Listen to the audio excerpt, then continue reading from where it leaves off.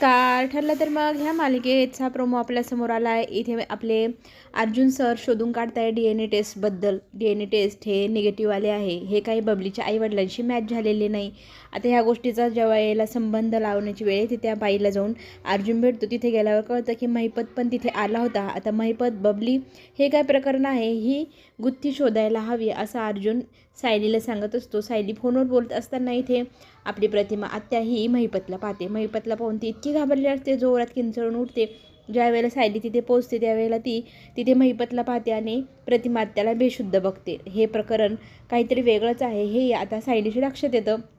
घरी आल्यानंतर इथे शुद्धीवर ज्यावेळेला प्रतिमा आत्या येते त्यावेळेला ती महिपतचा फोटो दाखवते. ह्या गोष्टीबद्दल ती तिला विचारू लागते.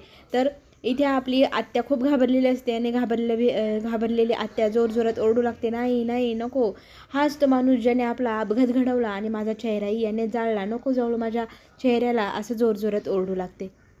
इथे आता अर्जुन, सायली आणि रविराज काकाला कळलेलं आहे की आपला अपघात ह्या महिपतने घडवला आणि बबलीचं जे प्रकरण आहे तेही ह्या महिपतनेच घडवून आणलेलं आहे. म्हणजे गेल्या कित्येक वर्षापूर्वी याने आपल्या आयुष्यात खेळखंडोबा केला आहे हे रविराजच्या लक्षात येतं. आता हा जो काही शोध लावण्याचा प्रकार आहे तो आता हे तिघं मिळून शोधणार आणि रविराज काकाने आता पण घेतला आहे. जर त्याने आमच्या कुटुंबावर वाईट नजर टाकली असेल तर त्याला आता मी माझ्या हाताने शिक्षा करेल, सोडणार नाही. आता लवकरच ह्या गोष्टीचा शोध रविराज स्वतः लावणार. चला तर मग पुढे काय होणार पाहण्यासाठी पुन्हा भेटू.